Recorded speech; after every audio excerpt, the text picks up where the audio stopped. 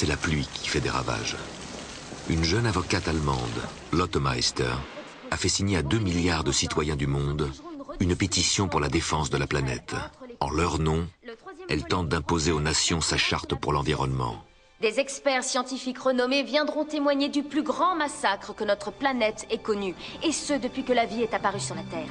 Ensuite, ils nous expliqueront comment et pourquoi le réchauffement climatique a fait disparaître la plupart des espèces connues en seulement quelques décennies. En cette matinée de juillet 2075, pour la plupart de ceux qui ont pu suivre en direct mondial les débats de cette conférence, ces images appartiennent déjà à un autre monde. Nous sommes désormais 10 milliards sur la planète. Et le changement de climat, mais aussi la pollution, la déforestation, la surpêche et les guerres ont eu raison de plus de 40% des espèces animales.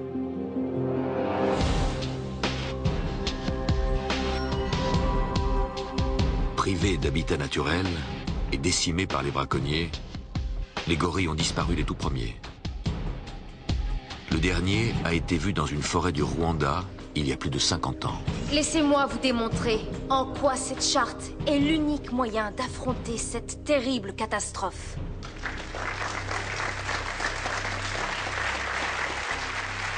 Dans son combat, Lotte n'est pas seule.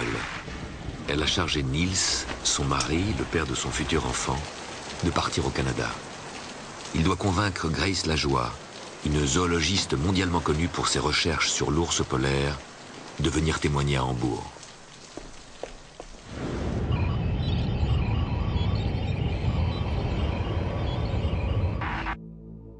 Des splendeurs qui ont fait le charme du Canada, il ne reste pratiquement plus rien.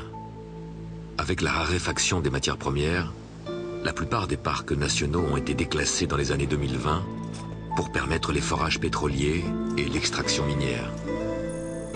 Pour Niels, la tâche s'annonce difficile. Amère de ne pas avoir su convaincre, Grace Lajoie vit retranchée du monde depuis plus de 10 ans.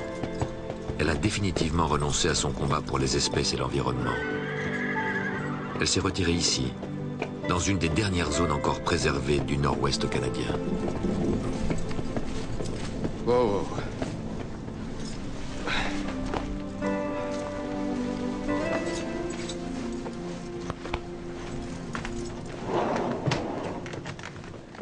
Bonjour. J'aurais préféré annoncer mon arrivée.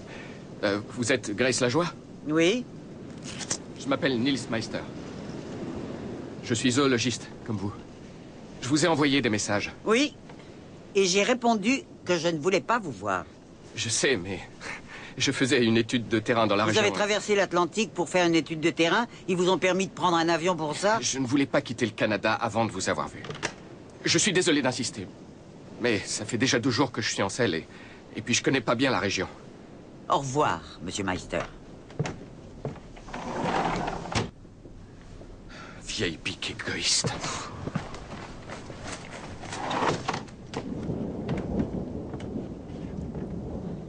Je vous ai entendu.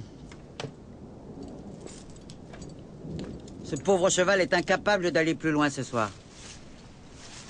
Son bien-être à lui, ça vous est égal? Je vais lui apporter de l'eau et du foin. Vous pouvez aller m'attendre à l'intérieur.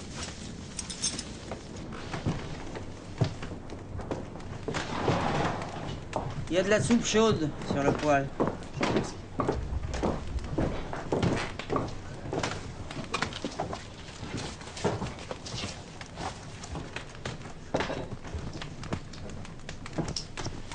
Mais qu'est-ce que vous faites? J'ai plus de bois. Au moins ces vieux machins peuvent encore m'être utiles.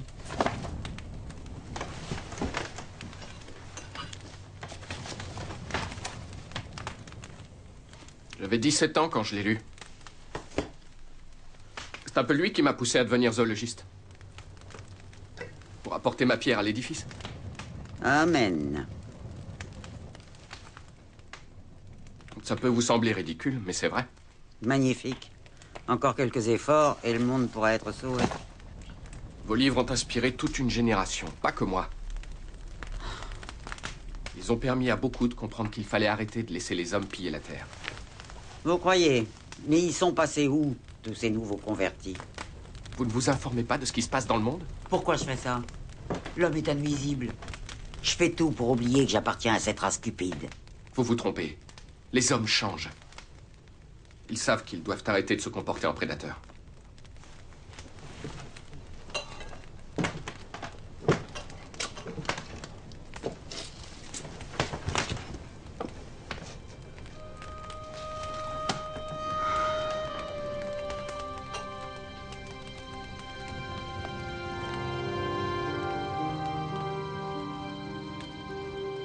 En 4 milliards d'années, notre planète a traversé à plusieurs reprises des périodes de réchauffement, suivies de refroidissements tout aussi spectaculaires. Il y a 13 000 ans, par exemple, une grande partie de l'hémisphère nord a disparu sous les glaces.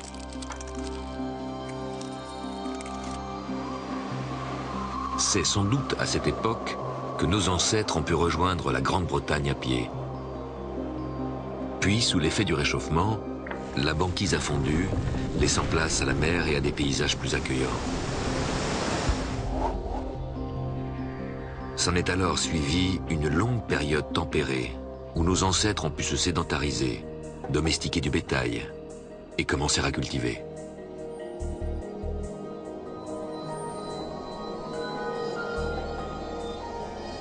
Petit à petit, génération après génération, ils ont façonné les paysages par leurs activités.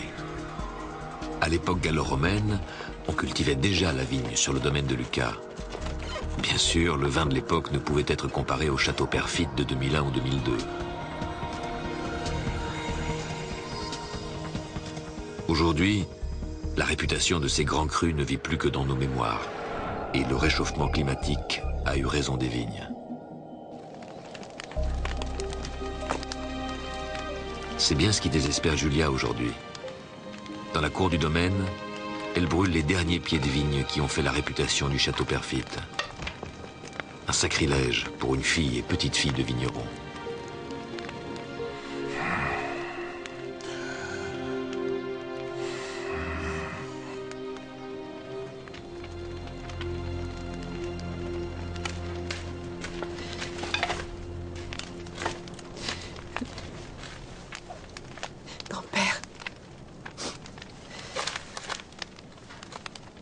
Tu brûles les vignes?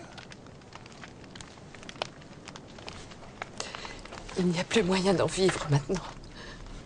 C'est fini. On n'a plus le choix, grand-père. Je suis désolée. Je sais.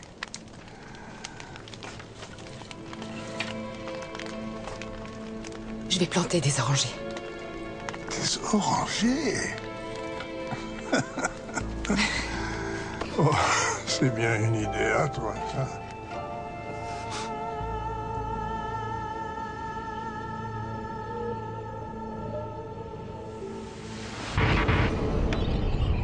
Le climat terrestre est une machine complexe. Et le Soleil y joue un rôle central.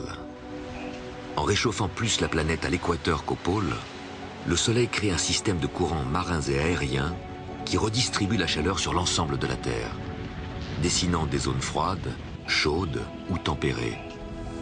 Mais au fil des siècles, notre activité sur Terre a compromis cet équilibre fragile et bouleversé les climats auxquels nous avions adapté nos modes de vie. Sur la route d'Idri et de Fawzi, la température a augmenté de plus de 8 degrés. Dans les villages privés d'eau, les dunes ont remplacé les hommes. Le peu de végétation n'a pas survécu à la fournaise et les dernières palmeraies sont retournées à la poussière. Le long de leur route, Idri et Fawzi s'apercevront que les rares puits d'eau qui rendaient la vie possible aux millions d'habitants du désert se sont taris.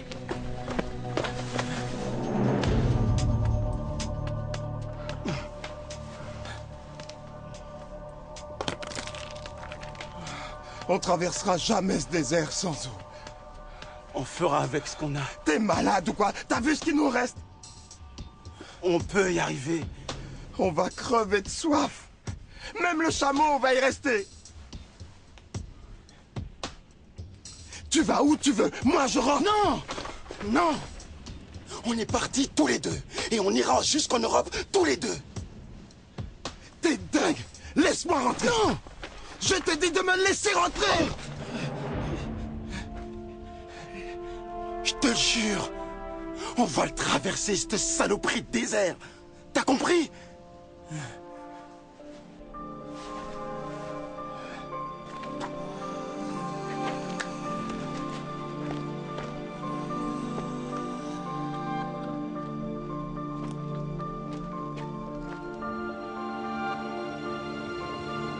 Le Grand Sahara a dévoré le nord du continent africain. Les anciennes routes ont été recouvertes par le sable, rendant le voyage d'Idri et Fawzi encore plus dangereux. Pour eux, sur des milliers de kilomètres, l'horizon n'est plus que sable et vent. Plus personne ne vit ici.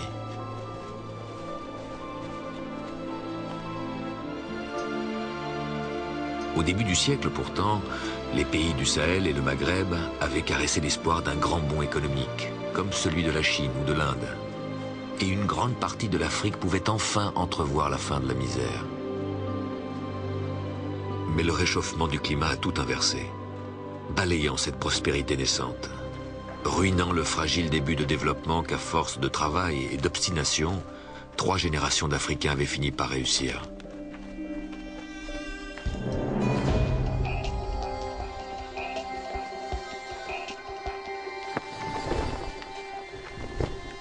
Ce soir, Idri et Fawzi entament leur dernière gourde. Comble de l'ironie, c'est dans les ruines d'une station-service, le long d'une autoroute dont il n'existe même plus une trace, qu'ils vont essayer de trouver un peu de repos.